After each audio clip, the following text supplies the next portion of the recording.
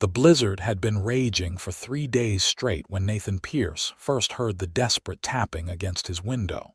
So faint he thought it might be nothing more than ice crystals driven by the merciless wind that howled through Red River, New Mexico, that bitter February night in 1883. He sat up from his chair near the fireplace, setting down the leather straps he had been mending by lamplight, and listened. There it was again, a soft but insistent sound that did not match the random pelting of snow against glass. Nathan moved toward the frosted window, his breath visible even inside the small cabin, despite the fire burning steadily in the hearth. What he saw when he wiped the condensation away made his heart clench with alarm, and something else he could not quite name. A woman stood outside in the driving snow, her face pale as death itself, lips blue with cold, dark hair matted with ice and plastered against her skull. Her eyes met his through the glass, and in them he saw not just desperation but a fierce determination to survive. She wore only a thin dress that must have once been a deep green but now appeared black with wetness, and her bare arms were wrapped around herself in a futile attempt to preserve what little warmth remained in her body. Her hand lifted again, trembling so violently she could barely form a fist, and she knocked once more. Nathan did not hesitate. He rushed to the door and yanked it open, and the woman nearly fell across the threshold into his arms. The wind tried to tear the door from his grasp, and snow swirled into the cabin like a living thing seeking to reclaim her. He pulled her fully inside and kicked the door shut against the storm, then half carried, half dragged her toward the fire. "Jesus Christ, woman, what were you doing out there?" he said, his voice rough with concern as he lowered her onto the thick wool rug before the hearth. She could not answer. Her entire body shook with violent shivers, and her teeth chattered so hard he feared she might crack them. Her skin felt like ice beneath his calloused hands. Nathan had spent his 26 years learning to think quickly and act decisively.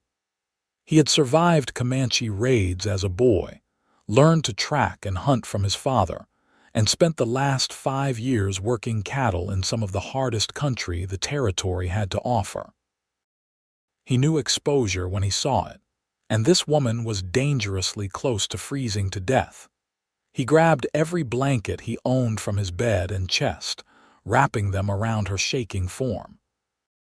Her dress was soaked through, and he knew leaving her in it would kill her as surely as leaving her outside would have. "I need to get you out of these wet clothes," he said, trying to keep his voice calm and professional despite the intimacy of what he was saying. "You will die if we do not get you warm." She managed a barely perceptible nod, her eyes glazed and unfocused. Nathan worked quickly but carefully, peeling away the sodden fabric while keeping her modesty as intact as possible with strategic placement of blankets. He had seen plenty of injuries and illnesses in his years on the frontier, and he forced himself to view this as no different than treating a wounded calf or helping a sick ranch hand. But even in her half-frozen state, even with his mind focused solely on saving her life, he could not help but notice she was beautiful.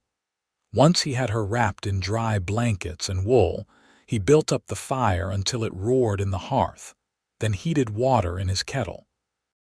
He had heard somewhere that warming someone too quickly could be dangerous, but he also knew that hypothermia killed and killed fast. He compromised by making her drink warm water in small sips, holding the cup to her blue lips and supporting her head with his other hand. "Slow now," he murmured. "Just a little at a time. That is it." It took nearly an hour before she stopped shaking enough to speak, and another hour beyond that before color began to return to her face. Nathan sat beside her the entire time, adding wood to the fire, giving her more warm water, rubbing her hands and feet through the blankets to encourage circulation. He talked to her in a low, steady voice, not really expecting answers but wanting her to know she was not alone. "My name is Nathan," he said. "Nathan Pierce. This is my cabin. You are safe here. The storm cannot touch you now." Finally, as the clock on his mantel showed past midnight, she spoke. Her voice came out as barely more than a whisper, hoarse and cracked. "Hannah." "Hannah," he repeated, and the name felt right in his mouth. "Can you tell me what happened? How did you end up out there?" Her eyes, which he could now see, were a remarkable shade of blue-green like the shallow parts of a mountain stream filled with tears. "The stagecoach," she said haltingly. "It overturned in the storm. The driver, he tried to keep control, but the horses panicked. We went off the road into a ravine." Nathan felt his stomach drop. "How many were with you?" "3 others. The driver and 2 men. I think they are dead." Her voice broke on the last word. "I tried to help them, but the driver, his neck was bent wrong. One of the men was not breathing. The other was trapped under the coach. I could hear the wood groaning, settling. He told me to go to find help. I tried to move the coach, but I could not. He kept telling me to go." "Where?" Nathan asked urgently. "How far?" "I do not know. I walked and walked. It felt like hours. I could not feel my feet anymore. I could not see anything but white. Then I saw your light in the window." Fresh tears spilled down her cheeks. "I thought I was going to die. I thought I would just lie down in the snow and never get up." Nathan stood, his mind racing through possibilities. The storm was still raging outside, and even if he could get to the overturned coach, there was no guarantee he could do anything for anyone trapped there. But he had to try. A man's life might hang in the balance. "I need you to tell me everything you remember about the direction you came from," he said, crouching down beside her again. "Any landmarks, anything at all." Hannah closed her eyes, concentrating. There were tall rocks like pillars. "We passed them just before the horses spooked. The driver said something about Deadman's Pass." Nathan knew the area. It was treacherous even in good weather, a narrow track that wound through rock formations and dropped off sharply on one side. In a blizzard like this, it would be a death trap. "That is about 3 miles north of here. You walked 3 miles in this storm in a thin dress and no coat." "I had a coat," she said quietly. "I gave it to the man who was trapped. He was shaking so badly. I thought if I could find help and come back quickly, it would keep him alive long enough." Something in Nathan's chest tightened at that. This woman, herself freezing to death, had given her coat to a stranger and walked into a blizzard to save him. He looked at her with new respect and something else, something warmer that he pushed aside to examine later. "I have to try to reach him," Nathan said. "But I cannot leave you here alone, not yet. You are still too weak." "I am fine now," Hannah insisted, though her voice still shook and her face remained far too pale. "Please, you have to go. He might still be alive." Nathan shook his head. "Not yet. Another hour, maybe 2. I need to make sure you will not die while I am gone, and I need to wait for the wind to die down a bit. If I go out in the full force of this storm, I will be lost myself, and then neither of us can help anyone." He saw the frustration and guilt in her eyes, but she nodded. She understood the harsh practicality of survival on the frontier. You did not help anyone by getting yourself killed through foolishness. Nathan spent the next hour preparing. He gathered rope, blankets, his medical kit such as it was, a flask of whiskey and extra clothes. He prepared food for Hannah and made sure she could reach everything she needed without getting up. He added enough wood to the fire to keep it burning for hours. "If I am not back by dawn, do not come looking for me," he told her. "Stay here and stay warm. When the storm breaks, someone will come through. This is the only cabin for miles, and travelers know to head for it. You tell them what happened and they will send a proper rescue party." "You are a good man, Nathan Pierce," Hannah said, looking up at him with those remarkable eyes. "Thank you for saving my life." "Thank me when I get back," he said, trying to sound more confident than he felt. Then he bundled himself in his heaviest coat, wrapped a scarf around his face, and stepped out into the blizzard. The wind hit him like a physical blow, nearly knocking him backward into the door. Snow stung every exposed inch of skin and immediately began working its way into every gap in his clothing. Nathan knew these mountains, knew this land, but in the whiteout conditions, even familiar territory became alien and deadly. He tied one end of his rope to the porch post, keeping it as a lifeline back to the cabin, and began working his way north toward Deadman's Pass. Every step was a battle. The snow had drifted in places up to his waist, and the wind tried constantly to push him off course. He used his intimate knowledge of the land to navigate, counting steps, feeling for the slight rise and fall of terrain he knew should be there. When he reached the end of his rope, he tied it to a sturdy pine and used his second rope to continue, creating a trail he could follow back. It took him over an hour to cover what should have been a 30-minute walk. By the time he reached the rock pillars Hannah had described, he was exhausted and dangerously cold himself. But he pushed on, knowing that every minute counted. He found the coach a quarter-mile past the pillars, tilted on its side in a gully just as Hannah had described. Snow had already half buried it, and in the darkness and storm, Nathan almost missed it entirely. He called out, his voice swallowed by the wind, and thought he heard a faint response. Working with numb fingers, Nathan dug through the snow to reach the trapped man. He found him pinned from the waist down by the heavy coach body, Hannah's coat wrapped around his shoulders. The man's eyes were closed, and Nathan feared the worst, but when he pressed his fingers to the man's throat, he felt a pulse. Faint, irregular, but there. "Can you hear me?" Nathan shouted over the storm. The man's eyes flickered open. "Left me for dead, did she?" His voice was barely audible. "She went for help. She brought me here. Now hold on, I am going to try to get you out." Nathan assessed the situation with a practiced eye.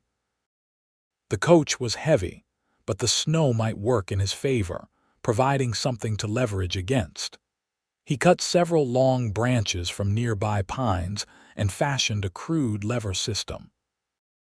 Then, using every ounce of strength he possessed, he worked the lever while digging snow away from beneath the man's trapped legs. It took 3 attempts, and what felt like a year before the coach shifted enough for the man to drag himself free. Nathan immediately checked his legs and found them battered and likely broken, but the man was alive and mobile enough to be moved. That was what mattered. Getting back to the cabin proved even harder than the journey out. Nathan half carried, half dragged the injured man, following his rope lifeline through the blizzard.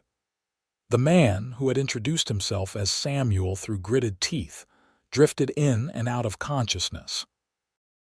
Twice Nathan had to stop and literally slap him awake, knowing that if Samuel gave up, he would die right there in the snow. By the time Nathan finally saw the lamplight of his cabin window glowing through the storm like a beacon, he was operating on pure determination and nothing else. He kicked at the door, having no hands free, and it swung open to reveal Hannah, still wrapped in blankets but standing now, her face tight with worry that transformed to relief when she saw him. Together they got Samuel inside and laid him near the fire.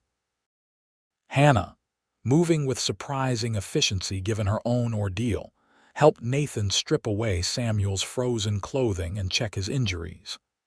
The man had 2 broken legs, countless bruises, possible cracked ribs, and was severely hypothermic, but he was alive. "You found him," Hannah said softly as they worked to stabilize Samuel, splitting his legs with strips of wood and cloth. "You actually went out in that storm and brought him back." "You walked 3 miles in worse condition," Nathan pointed out. "I just had to follow your path back." They worked through what remained of the night, taking turns watching over Samuel, keeping the fire high, and making sure both injured parties stayed warm and as comfortable as possible.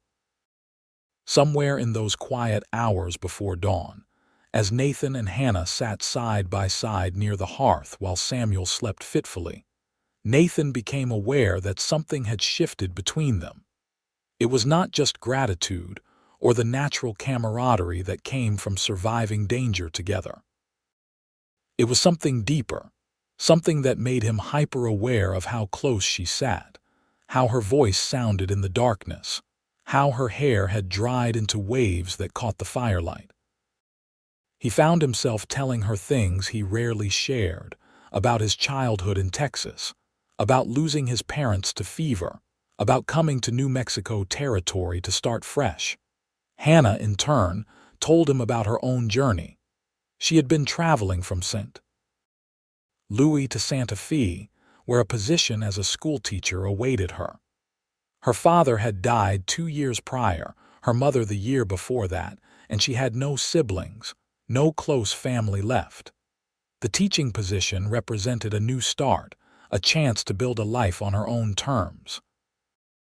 "I suppose I will have to send a telegram when the storm clears," she said with a sigh. "Let them know I will be late, if they have not already given the position to someone else." "You nearly died getting here," Nathan said quietly. "That shows more determination than most men I know would have. Any school would be lucky to have you." She turned to look at him, and in the firelight her eyes seemed to hold entire worlds. "You saved my life tonight, Nathan. Twice, really. Once when you pulled me inside, and again when you went back out for Samuel. I will never forget that." "Anyone would have done the same," he said, uncomfortable with the gratitude in her voice. "No," Hannah said firmly. "They would not have. Most people would have left him out there, would have said the storm made it impossible. You did not even hesitate." The moment stretched between them, charged with something Nathan had no name for. Then Samuel stirred and moaned, and the spell broke. They both turned their attention back to their patient, but Nathan felt the echo of that moment all through the long night. The storm finally broke near dawn, the wind dying to a whisper, and the snow tapering off to occasional flurries. When pale sunlight finally crept through the cabin windows, it revealed a world transformed into white silence. Snow had drifted as high as the cabin roof in places, and everything familiar had been softened and reshaped. Samuel woke properly as full morning arrived, groggy and in pain but lucid. He confirmed what Hannah had told Nathan about the crash, about the driver and other passenger who had died on impact. "I owe you my life," he told Nathan. "Both of you. That little lady gave me her coat and walked into hell itself to find help. And you came back in the middle of a blizzard to dig me out. I will not forget it." "You would have done the same," Nathan said, echoing what Hannah had said to him. "Maybe," Samuel allowed, "but I am glad I did not have to find out." The three of them settled into an odd but comfortable routine over the next few days. Samuel's legs would take months to heal properly, but he was stable and in good spirits considering everything. Hannah proved herself remarkably capable, taking over the cooking and much of Samuel's care, giving Nathan time to dig out the cabin and tend to his horses, and the few cattle he kept near the homestead. Nathan found himself looking for excuses to be near Hannah, to talk with her, to hear her laugh. She had a sharp wit and a kind heart, a combination he found irresistible. When she smiled at him over the dinner table, he felt something in his chest that had nothing to do with exertion or altitude. On the third day after the storm, riders arrived from Red River, a rescue party that had set out as soon as the weather cleared. They brought supplies, a proper doctor to tend to Samuel's injuries, and news. The schoolteacher position in Santa Fe had indeed been filled, word having reached them that the stage had gone missing and all passengers presumed dead. Nathan watched Hannah's face fall at the news, saw the careful blankness she pulled over her disappointment. "Well," she said with forced brightness, "I suppose I shall have to find something else. Perhaps there is a position available somewhere else." The doctor, an older man named Thornton who had been practicing medicine in New Mexico Territory for 20 years, examined both Hannah and Samuel thoroughly. He pronounced Samuel on the mend, though he would need to stay immobile for at least another month before attempting to travel.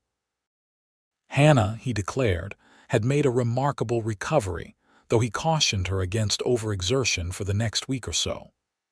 "Young lady," Dr. Thornton said as he packed up his medical bag, "you are extraordinarily lucky to be alive.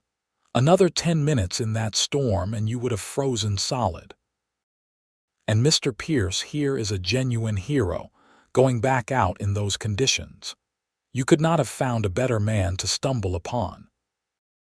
Nathan felt his face heat at the praise, but he caught Hannah's eye and saw warmth there that had nothing to do with gratitude and everything to do with something much more personal.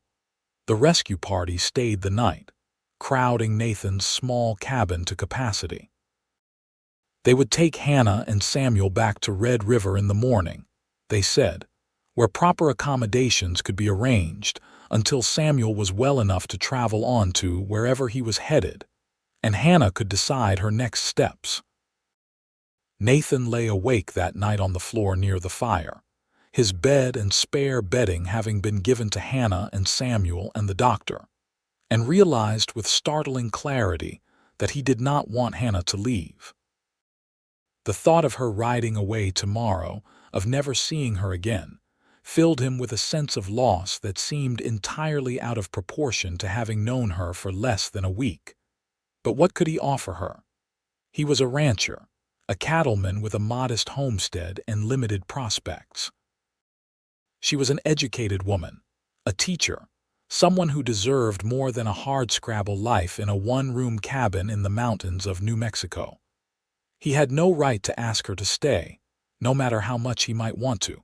Morning came too quickly. The rescue party prepared to leave, and Nathan helped them load Samuel onto a makeshift stretcher rigged between two horses. Hannah stood beside Nathan as they worked, wrapped in blankets borrowed from his stores since she had nothing else, and he was acutely aware of how soon she would be gone. "I suppose this is goodbye," Hannah said quietly as the others finished their preparations. "I do not even know how to properly thank you for everything you have done." Nathan wanted to tell her not to go. He wanted to ask her to stay, to give him a chance, to see if this connection he felt was real or just the product of extreme circumstances. But the words stuck in his throat. "You do not need to thank me," he said instead. "I am just glad you are all right." Hannah looked up at him, and he saw in her eyes that she felt it too, this thing between them. "Nathan, Miss Lawson, we are ready when you are," one of the rescue party called out. The moment shattered. Hannah nodded and turned toward the waiting horses. Nathan watched her walk away, memorizing the way she moved, the set of her shoulders, the color of her hair in the winter sunlight. She was nearly to the horses when she stopped and turned back. In 3 quick steps she closed the distance between them and reached up to touch his face with her palm. "Thank you," she said softly, "for everything. I will not forget you, Nathan Pierce." Then she was gone, riding away with the rescue party toward Red River, growing smaller and smaller until she disappeared around a bend in the snow-covered trail. Nathan stood in the yard of his cabin long after she had vanished, feeling as though something vital had been torn out of him and carried away. The next week was the longest of Nathan's life. He threw himself into work, repairing storm damage, checking his cattle, cutting wood, anything to keep his mind occupied. But every time he walked into his cabin, he saw Hannah sitting by his fire. Every time he cooked a meal, he remembered her laughter over some shared joke. Every time he lay down to sleep, He recalled the way she had looked at him in the firelight. He was being a fool, he told himself. She was probably already planning her journey elsewhere, already putting Red River and the blizzard and him behind her. She was a practical woman who would not waste time mooning over a rancher she had known for a few days under extraordinary circumstances.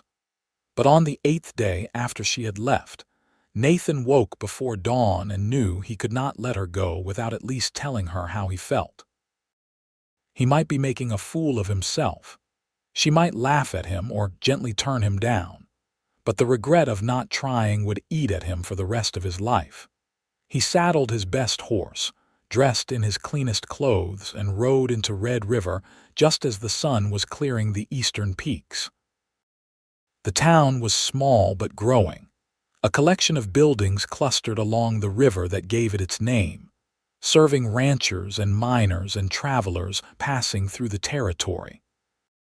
Nathan knew most of the permanent residents by sight if not by name, and it took him less than an hour to learn that Hannah Lawson was staying at the boarding house run by a widow named Mrs. Fletcher. Nathan found the boarding house on the north end of town, a neat two-story structure painted white with green shutters. He tied his horse to the rail outside, climbed the front steps, and knocked on the door before he could lose his nerve. "Mrs. Fletcher answered, a plump woman in her 50s with sharp eyes and a no-nonsense demeanor. "Help you?" "I am looking for Miss Hannah Lawson," Nathan said, pulling off his hat. "Is she available?" Mrs. Fletcher's expression shifted from neutral to knowing in an instant. "You are the rancher who saved her from the blizzard, Nathan Pierce." "Yes, madam. She has talked about you quite a bit," Mrs. Fletcher said, and Nathan's heart kicked up. "Come in. I will fetch her." Nathan waited in the parlor, hat in hands, suddenly aware of how rough he must look despite his attempts to clean up. What if she did not want to see him? What if she felt obligated to be polite but secretly wished he had stayed away? Then Hannah appeared in the doorway and all his doubts evaporated. Her face lit up when she saw him, genuine joy and surprise in her expression. "Nathan, what are you doing here?" "I needed to talk to you," he said. "If you have time." "Of course. Let me get my coat." They walked together down to the river, the morning cold but clear, the sky an endless blue overhead. For a few minutes neither of them spoke, and Nathan struggled to find the right words for what he wanted to say. "I have been thinking about you," he finally began, the words coming out rougher than he intended. "Every day since you left. I know we barely know each other, and I know you have your own plans, your own life to live. But Hannah, I cannot let you leave without telling you that these past days without you have been the emptiest of my life." Hannah stopped walking and turned to face him. Her eyes were bright, her cheeks flushed from the cold or emotion or both. "Nathan, let me finish," he said quickly, afraid that if he stopped he would never get it all out. "I am not a wealthy man. My ranch is small and life there is hard, especially in winter. I cannot offer you fancy things or an easy life. But I can offer you honesty and loyalty and everything I have. These few days we spent together, they meant something to me. You mean something to me. And if there is any chance that you feel the same way, I would like the opportunity to court you properly, to see where this might lead." Hannah was quiet for a long moment, and Nathan felt his heart sinking. He had made a mistake. He had misread everything. Then she smiled, and it was like the sun coming out from behind clouds. "I have been hoping you would come," she said softly. "I have been staying in Red River instead of moving on specifically because I could not bring myself to leave, not without seeing you again. I kept telling myself I was being foolish, that you had just been kind to someone in need and nothing more, but I hoped I was wrong." Relief and joy flooded through Nathan in equal measure. "You mean?" "I mean yes," Hannah said, laughing now. "Yes, I would very much like you to court me. Yes, I feel the same way. I think I started falling for you when you wrapped me in blankets and told me I was safe. Every moment after that just made it stronger. Nathan did not trust himself to speak. Instead, he reached out and took her hands in his, marveling at how right it felt, how perfectly they fit together. I will do everything in my power to make you happy, he said, when he found his voice again. That is a promise. You already make me happy, Hannah told him, just by being who you are. They walked back to the boarding house slowly, neither wanting the moment to end, talking about everything and nothing. Nathan learned that Hannah loved to read, that she had always dreamed of teaching, that her favorite color was the deep blue of twilight. She learned that Nathan had taught himself to read from his mother's Bible, that he wanted to expand his ranch someday into a real cattle operation, that he played the harmonica poorly but enthusiastically. Over the following weeks, Nathan courted Hannah with a single-minded determination that made Mrs. Fletcher and half the town of Red River smile knowingly whenever they saw the couple together. He rode into town every few days, bringing small gifts when he could, flowers from the mountain meadows when spring began to arrive, a book of poetry he had ordered special from Santa Fe. They went on long walks, attended church socials together, sat on the boarding house porch on warm evenings and talked until the stars came out. Nathan introduced Hannah to his few close friends in the area, and she fit in seamlessly, charming everyone with her quick wit and genuine warmth. Samuel, still recovering at the local doctor's house, gave his blessing with a knowing grin. I knew at the moment I woke up and saw you two working together, he told Nathan. You looked at her like she was the answer to every question you had ever asked. As the weeks turned into months, Nathan became more and more certain that Hannah was the woman he wanted to spend his life with. She understood the realities of frontier life without romanticizing or fearing them. She was practical and capable, kind and intelligent.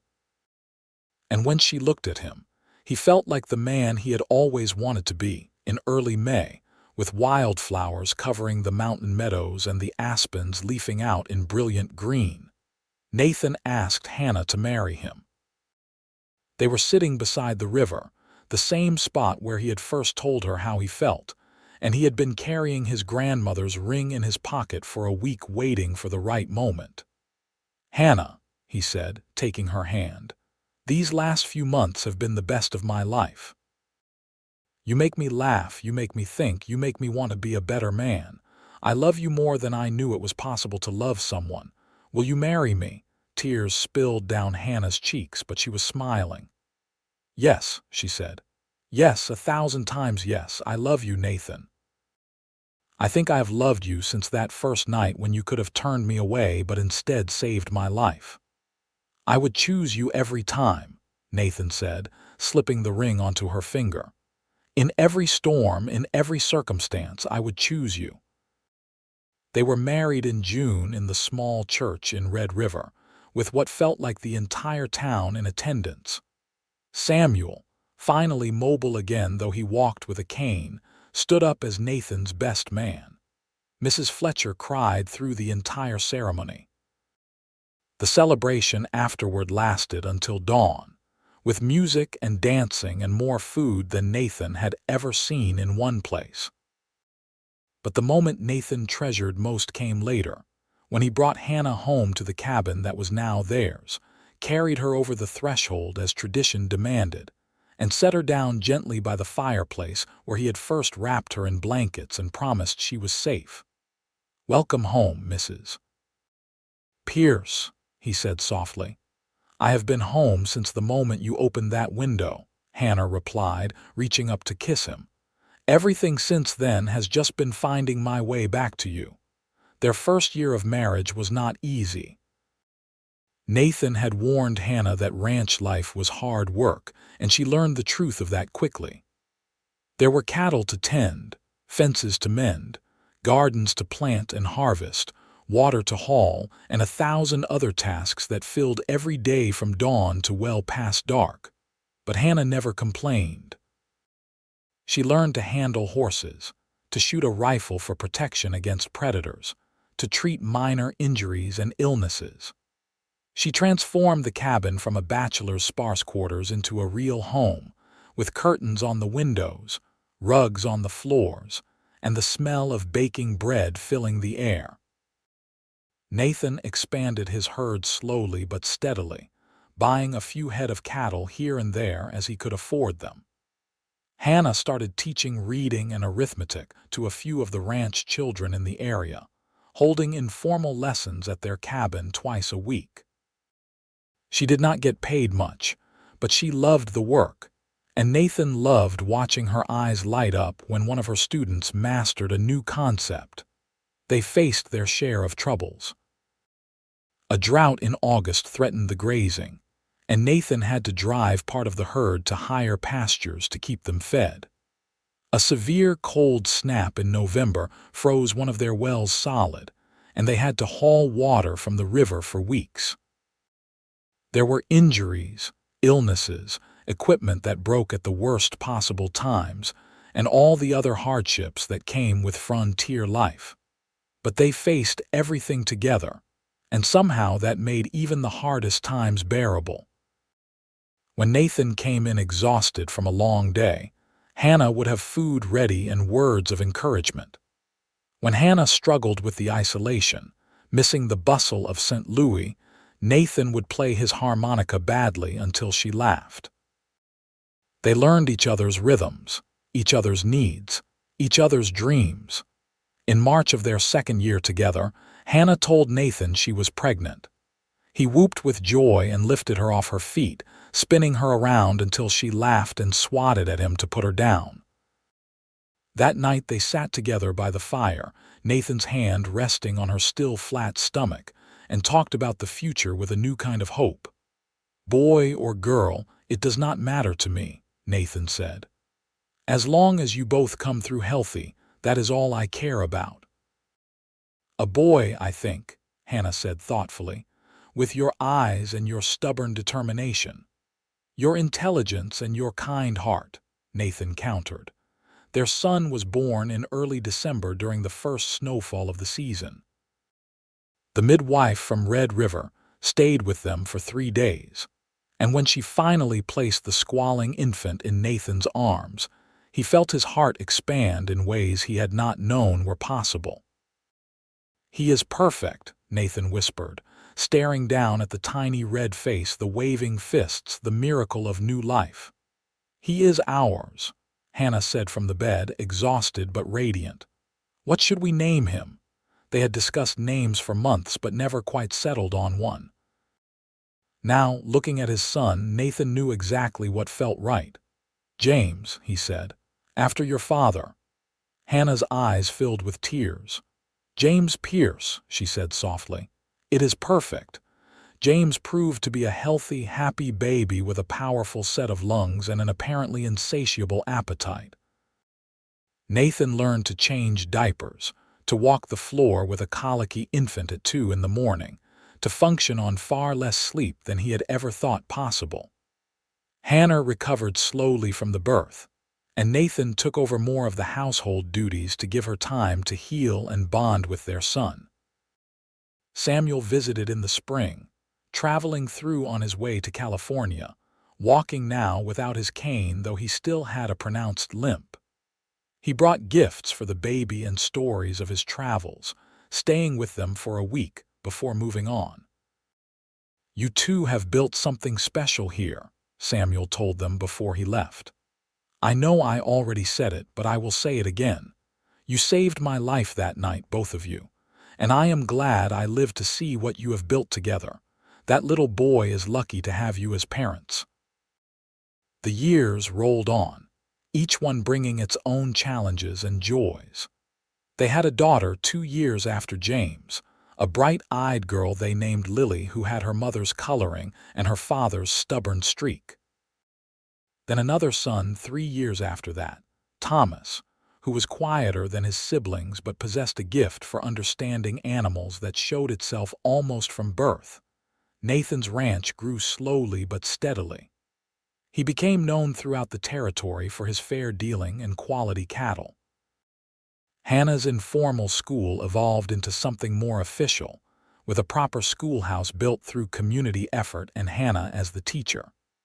She finally achieved her dream, though in a way she had never imagined when she first set out from St. Louis all those years ago.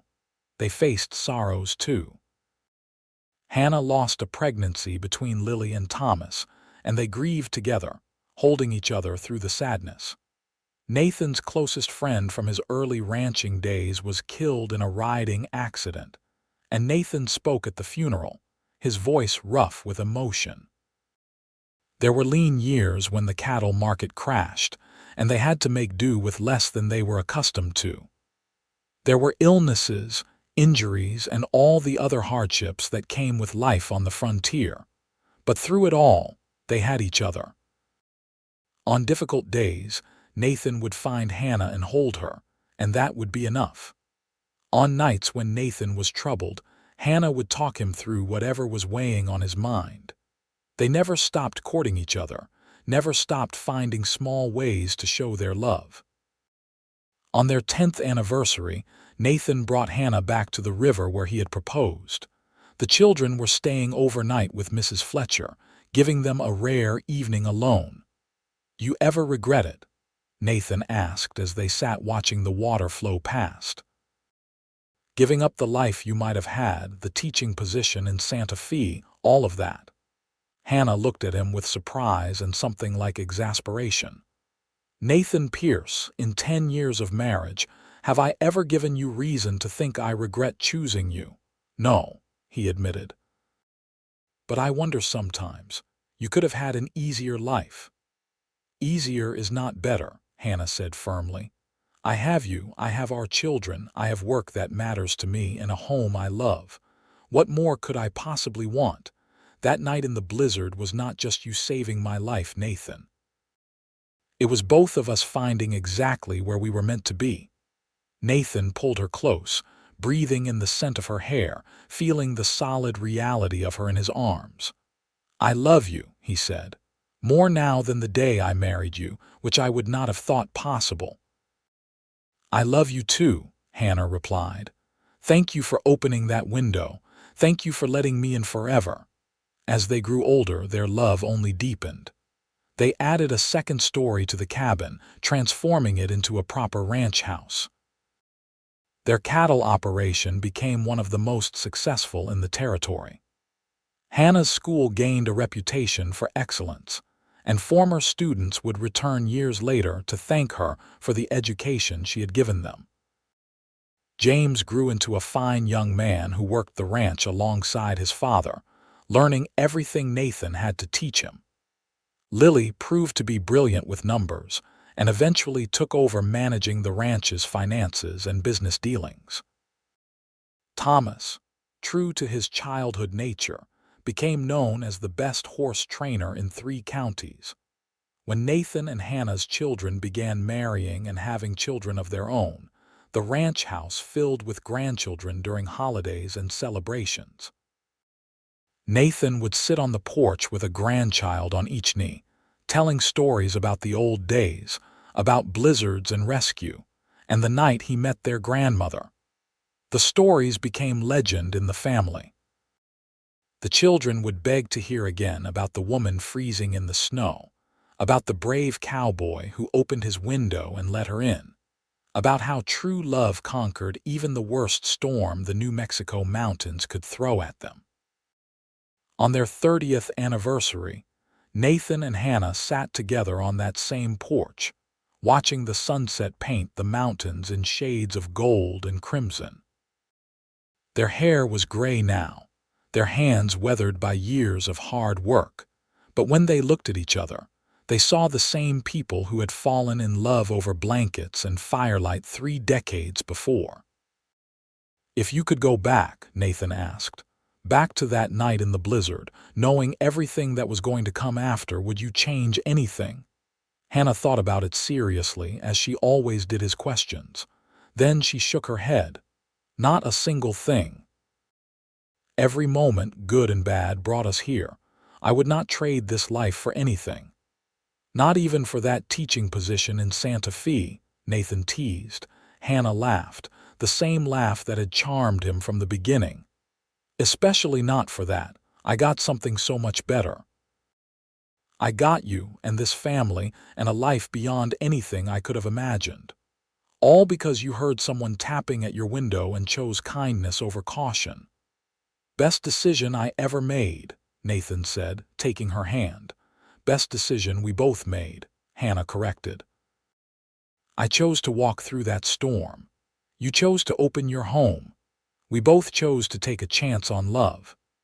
As the sun dipped below the mountains and the stars began to emerge, Nathan and Hannah sat together in comfortable silence, surrounded by the evidence of the life they had built together.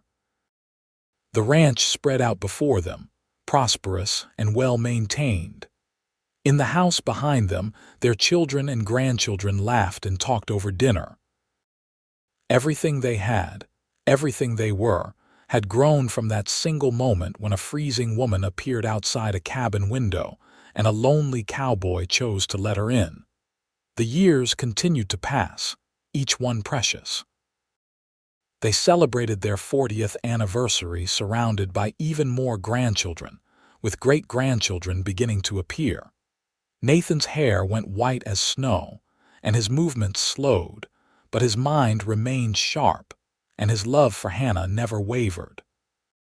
Hannah developed arthritis that made her hands ache, but she still read to her great-grandchildren and still looked at Nathan with eyes full of love. When Nathan was 72, he fell ill with pneumonia during a harsh winter. Hannah nursed him through it with the same fierce determination she had shown walking through the blizzard all those years ago. She sat beside his bed day and night, reading to him, talking to him, simply being there. "I am not ready to lose you," she told him one night when his fever was at its worst. "We have more years yet, Nathan Pierce. You do not get to leave me now." Nathan recovered, though it took months before he regained his full strength. "You bullied death itself into backing down," he told Hannah with a weak smile. "I do not think the Grim Reaper wanted to face your wrath." "You are right about that," Hannah said, only half joking.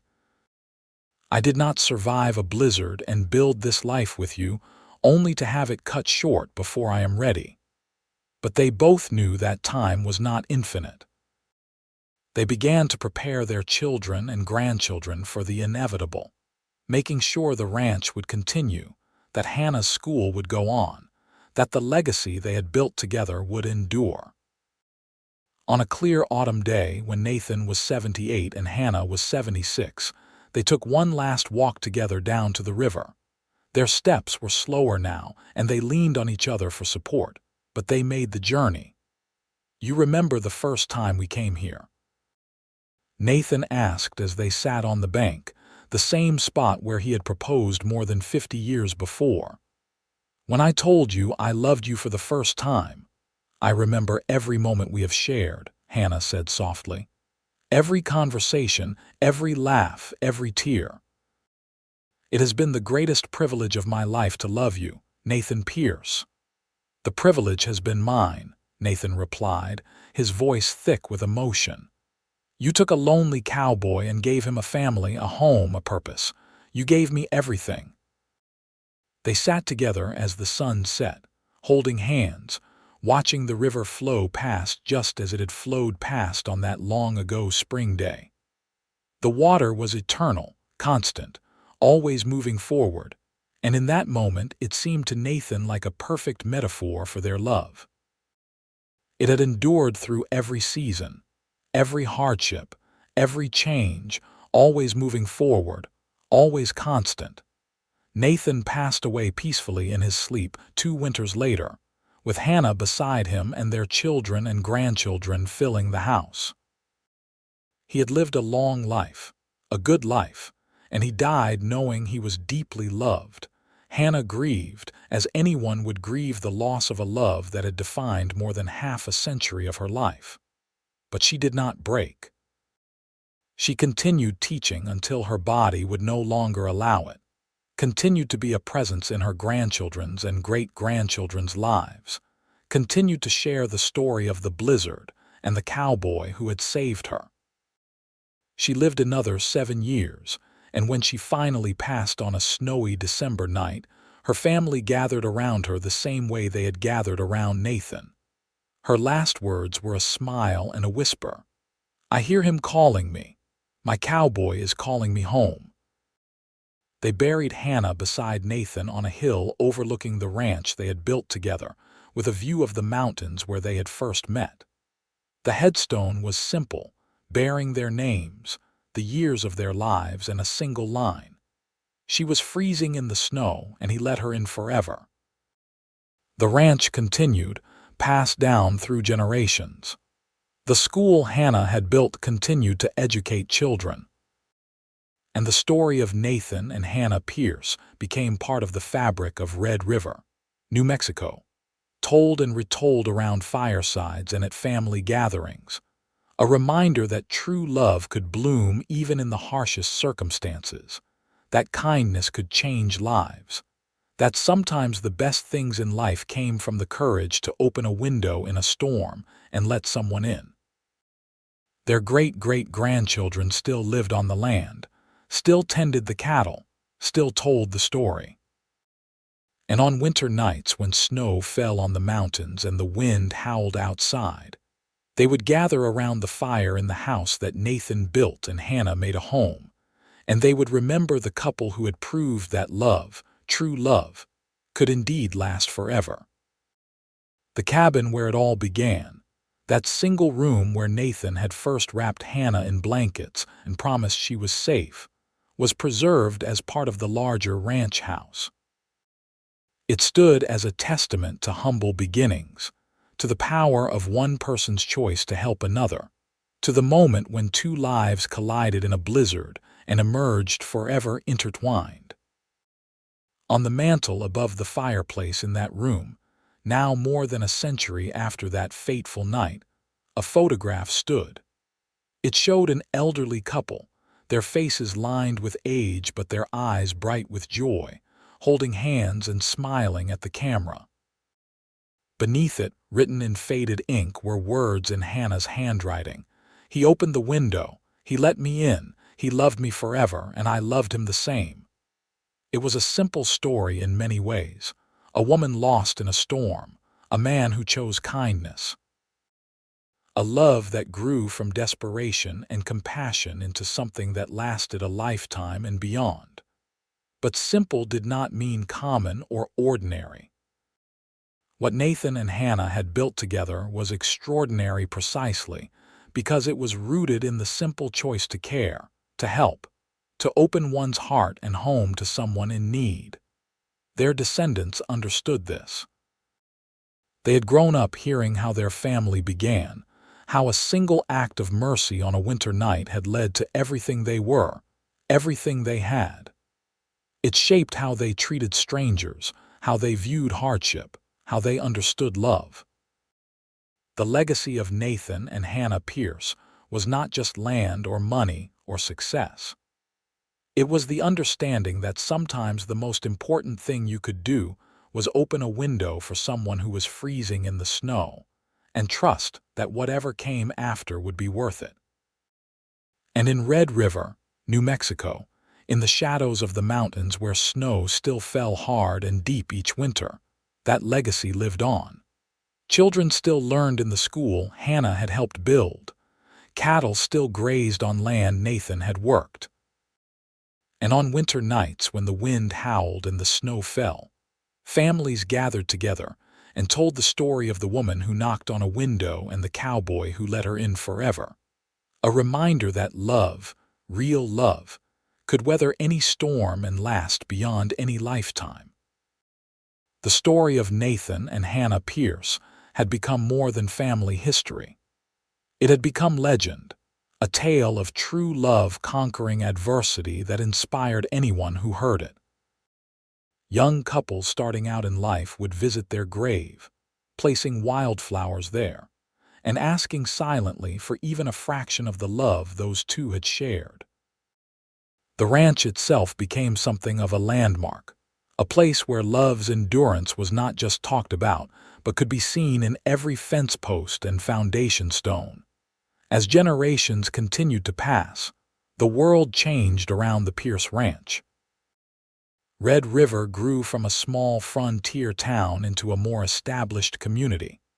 New Mexico became a state. Cars replaced horses on many roads. The Wild West became history, something read about in books rather than lived. But some things did not change. The mountains still stood eternal. Snow still fell deep in winter. And the Pierce family still gathered in the house that Nathan built, still told the story of how their family began, still believed in the kind of love that their ancestors had shown was possible. The ranch itself remained working land, a living testament to Nathan's vision and Hannah's support.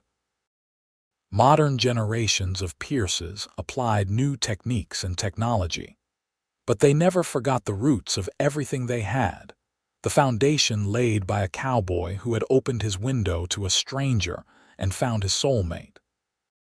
In the town of Red River, a historical marker eventually went up near the site where the old boarding house had stood, telling the story of Hannah Lawson and Nathan Pierce, their rescue in the blizzard, and the love story that had emerged from that desperate night.